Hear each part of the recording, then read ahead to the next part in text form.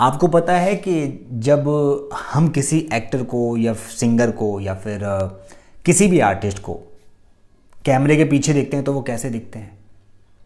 अगर जैसे हम बिना म्यूजिक के सिंगर को देखें तो वो किस तरह के सुनाई देते हैं। एक्टर को बिना मेकअप और कैमरे के देखें तो वो कैसे दिखते हैं। आपने बहुत देखा होगा, ऐसी बात नहीं है।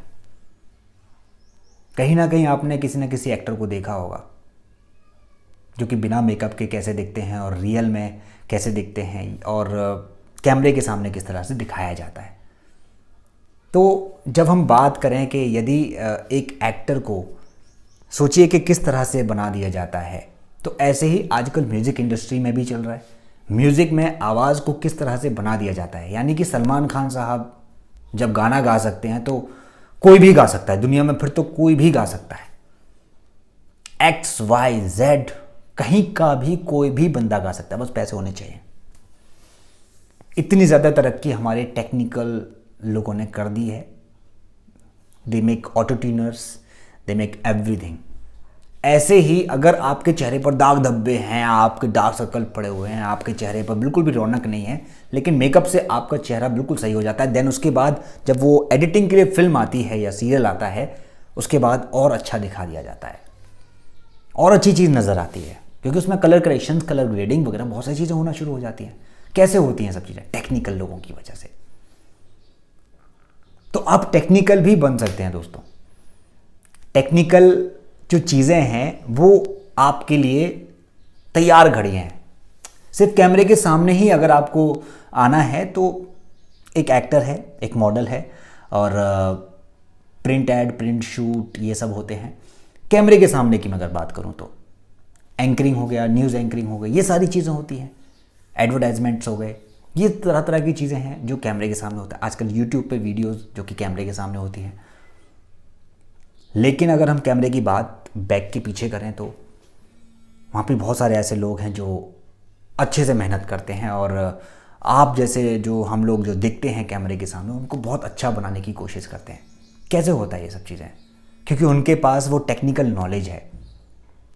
तो यकीन मानिए दोस्तों, अगर आप कैमरे के सामने काम नहीं कर पा रहे हैं और आप चाहते हैं कि मैं फिल्म इंडस्ट्री में काम करूं, तो आपके लिए एक बहुत अच्छा ऑप्शन ये है कि आप कैमरे के पीछे रहकर भी काम करें।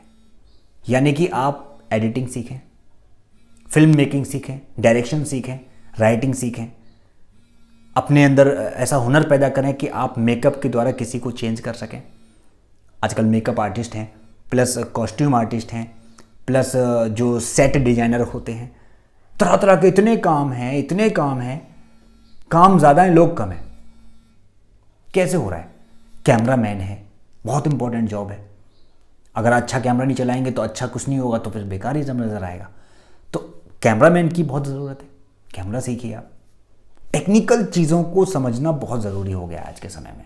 जब तक आप अपने आप को टेक्निकल अगर स्ट्रांग नहीं करेंगे तो एक्टर्स के लिए क्या एक प्रॉपर पॉइंट आती है कि आपको टेक्निकली भी बहुत सारी चीज़ों को समझना होगा कि वहाँ पर अगर कैमरा लगा हुआ है तो आपको वो किस तरह से देख रहा है, और यहाँ लगा हुआ है तो वो आपको किस तरह से देख रहा है। लो लगा है, अप लगा है, कैमरे का कौन सा लेंस लगा हुआ है, कौन सा फिल्टर लगा हुआ है, किस तरह का वो मुझसे चाहता है।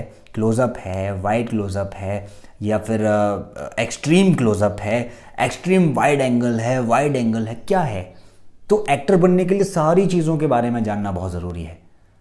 तो कैमरे के बैक में भी आप काम कर सकते हैं। जो होता है ना कि चलो एक्टर नहीं बन पा रहे हैं तो कैमरे के पीछे काम कीजिए, आपके लिए बहुत बेहतर साबित होगा। दूसरा ये कि आप अगर कैमरे के पीछे काम करते हैं तो आपको पैसा बहुत अच्छा मिलता है, आपकी अर्निंग भी बहुत अच्छी हो जाती है। तो एक एज अ करियर के पॉइंट ऑफ व्यू से भी बहुत अच्छा बेनिफिशियल है।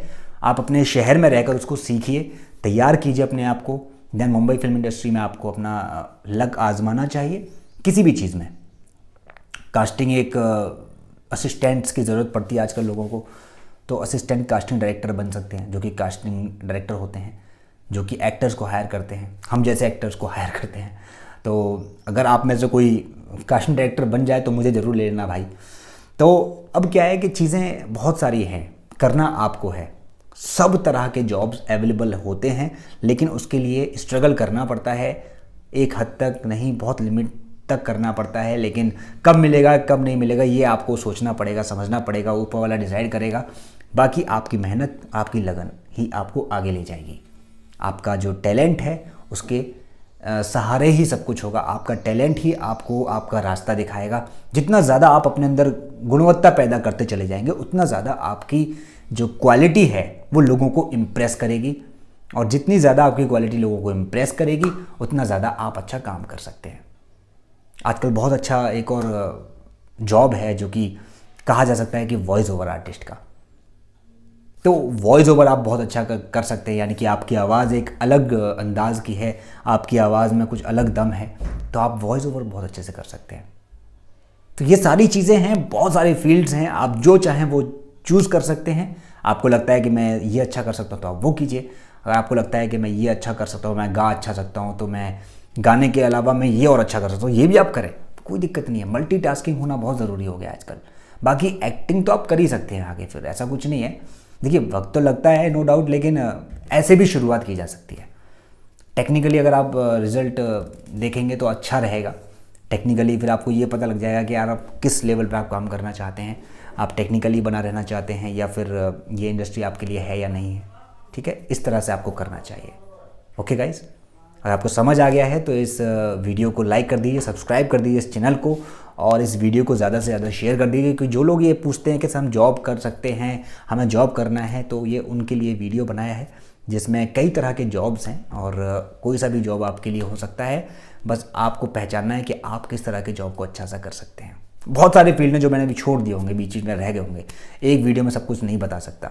ओके गाइज, समझ आ गया है तो एक बार सब मिलकर बोल दीजिए, हे बॉलीवुड।